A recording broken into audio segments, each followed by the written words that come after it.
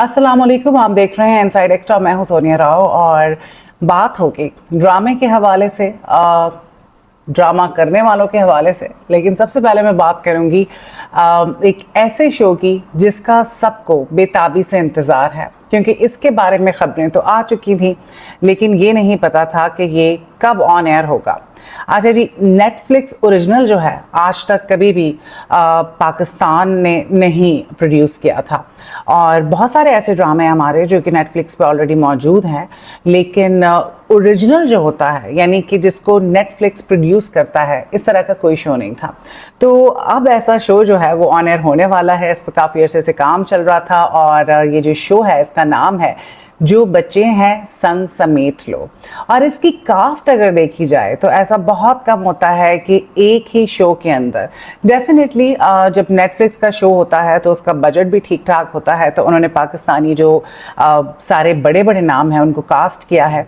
और ये काफ़ी जैसे कहते हैं कि एक ऐसा प्रोजेक्ट है जिस पे ठीक ठाक इन्वेस्टमेंट हुई होगी। और इसके अगर हम कास्ट के हवाले से बात करें तो इसमें फवाद खान है, अहद रज़ा मीर हैं, सनम सईद हैं, हमजा अली अब्बासी हैं, माया अली हैं, माहिरा खान हैं, इकरा अजीज़ हैं, खुशहाल खान है, खुशहाल खान, यस खुशहाल खान है। और उसके अलावा I hope I am not forgetting any name. अब ये सारे बड़े सितारे जो हैं आपको देखने को मिलेंगे, और साथ साथ आपको देखने को मिलेंगे बिलाल अशरफ भी। तो ये एक बहुत कमाल का नेटफ्लिक्स शो होने जा रहा है। होपफुली लगता तो ऐसे ही है, क्योंकि सारे अच्छे अदाकार हैं और सारे वो आर्टिस्ट हैं जो पाकिस्तान में, जिनकी बहुत ज़्यादा फ़ैन फॉलोइंग है, ना सिर्फ पाकिस्तान में बल्कि पाकिस्तान से बाहर भी, और हमारे पड़ोसी मुल्क में भी उनको बहुत ज़्यादा पजीराई मिली है और उन्होंने वहाँ जाके भी काम किया है। बहुत से इसमें ऐसे आर्टिस्ट हैं, और बल्कि ऐसे उन्होंने वेब सीरीज़ भी की हैं, जिसमें अगर सनम सईद की बात करें तो उन्होंने बरज़ख की, जो कि हमारे पड़ोसी मुल्क के लिए थी। उसके अलावा फवाद खान बाहर काम कर चुके हैं, हानिया आमिर जो हैं वो मोस्ट प्रॉबली काम करने वाली हैं, और उसके अलावा और भी ऐसे लोग हैं जिन्होंने वहाँ जाके काम किया है। सो लेट्स सी कि ये शो कैसा होता है। Netflix has been really disappointing for the last few months, nothing new, और वही घिसी पिटी चीज़ें, और कुछ ज़्यादा अच्छा देखने को नहीं मिल रहा था, और इसी वजह से मैंने भी नेटफ्लिक्स देखना छोड़ दिया था। बट जैसे ही ये शो आएगा तो मैं इसको ज़रूर देखूंगी। आफ्टर ऑल ये पाकिस्तान का पहला नेटफ्लिक्स ओरिजिनल शो है, सो आप कितने एक्साइटेड हैं मुझे बताइएगा इस शो को लेके। और अब हम बात करेंगे दानिश तैमूर की। दानिश तैमूर जो हैं इस वक्त पाकिस्तान के वो वाहिद एक्टर बन चुके हैं जिन्होंने प्रेस्टीजियस 2 बिलियन व्यूज़ का जो यूट्यूब का क्लब है उसका वो हिस्सा बन गए हैं। और वो कैसे बने हैं ये तो इस पे तो हम बात करेंगे, बिकॉज मैंने दानिश के साथ प्रोजेक्ट कराया है, और कुछ बातें मैं आप लोगों के साथ शेयर करूंगी कि वो सेट पे कैसे हैं और वो किस तरह से काम करते हैं। लेकिन उससे पहले मैं आपको बताती चलूँ कि दानिश के 2 हिट ड्रामास जो बहुत ज़्यादा पॉपुलर हुए, उसमें से एक जानिसार और जो दूसरा है कैसी तेरी खुदगर्जी, ये दोनों ड्रामास जो हैं ये 2 बिलियन व्यूज़ जो क्लब है उसका हिस्सा बन चुके हैं। और दानिश जो हैं वो पहले एक्टर हैं जिनके ड्रामे पे इतने ज़्यादा व्यूज़ आए। कुछ लोग कहते हैं कि दानिश के एक ही तरह के कैरेक्टर्स होते हैं, गुस्से वाले, ज़रा थोड़ा सा एग्रेसिव तो होते ही होते हैं, लेकिन बहुत ज़्यादा मोनोटोनस होते हैं। लेकिन बस सही है, जैसे भी कैरेक्टर्स होते हैं, दानिश तैमूर जो है अपना 100% देते हैं अपने काम को, इसमें कोई शक व शुबा नहीं है।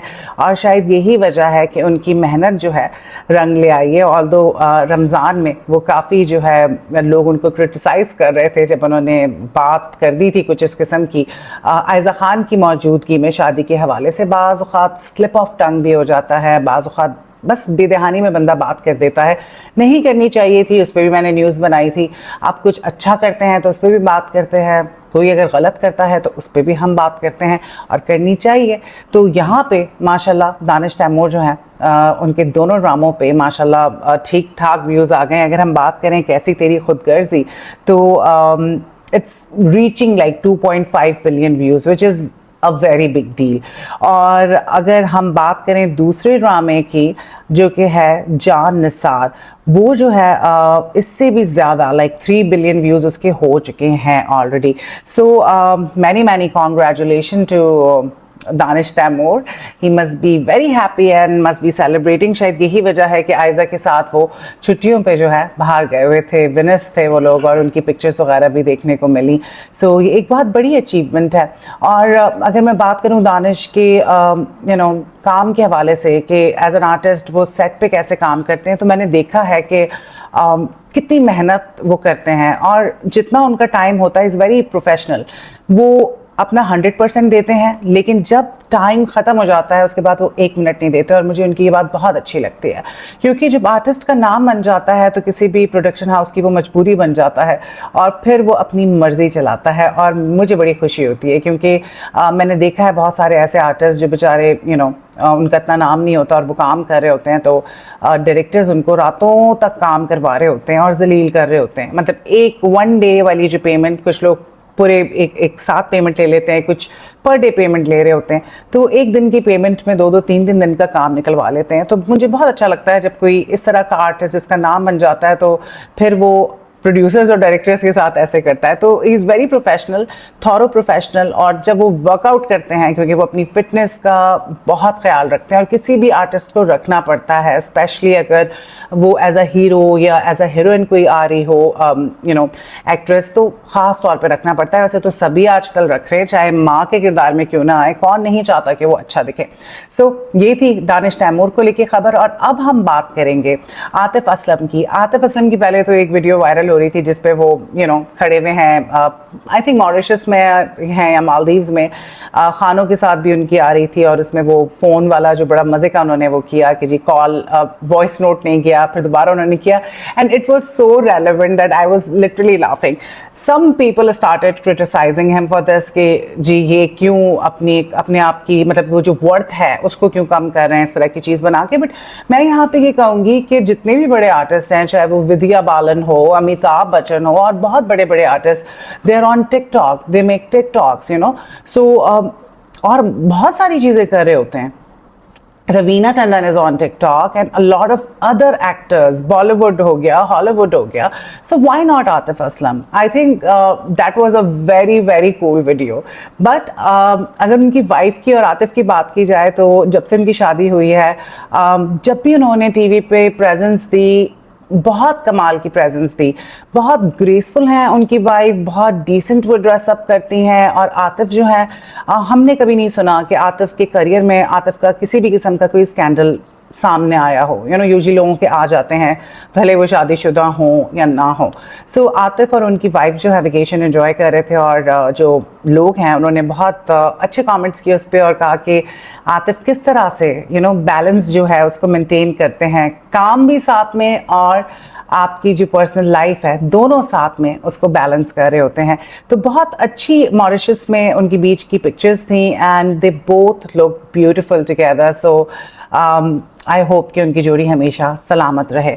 और अब हम बात करेंगे एक ऐसी अदाकारा की जिनका नाम है फजर शेख, और उन्होंने इस वक्त धूम मचा दी है। लोग उनकी एक्टिंग के दीवाने हो चुके हैं। बात कर रही हूँ मैं फजर शेख की, और ड्रामा है कर्ज़े जान। कर्ज़े जान में फजर शेख के जो हस्बैंड होते हैं उनका मर्डर कर देते हैं उनके भाई, और उसके बाद पहले पूरे ड्रामे में वो हंसती रही, मुस्कुराती रही, लेकिन उसके बाद जो एक ट्विस्ट आया और एक क़यामत दिखाया कि उन पे टूटी है, और उसके बाद जो उनकी परफॉर्मेंस थी वो बहुत अमेजिंग थी, और लोग जो हैं उनकी एक्टिंग के दीवाने हो गए हैं। No doubt she is brilliant, a very good actress, और इस तरह के जो एक्टर्स हैं उनको मौका मिलना चाहिए। एक जैसे चेहरे बार बार देख के इंसान जो है वो थोड़ा सा बोर हो जाता है। और अगर हम उनकी एक्टिंग के हवाले से बात करें तो no doubt she is a wonderful actress.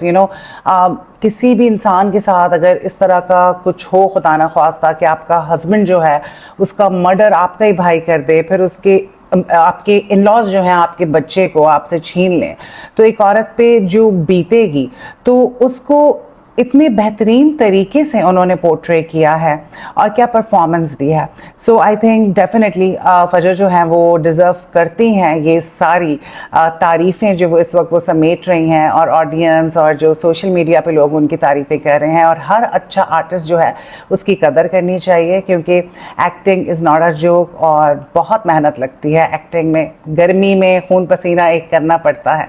सो ये थी न्यूज़ शोबिज़ इंडस्ट्री से, और मुझे कमेंट करके ज़रूर बताइएगा आपकी क्या राय है इन खबरों के बारे में। And do not forget to subscribe to my channel. Thank you very much.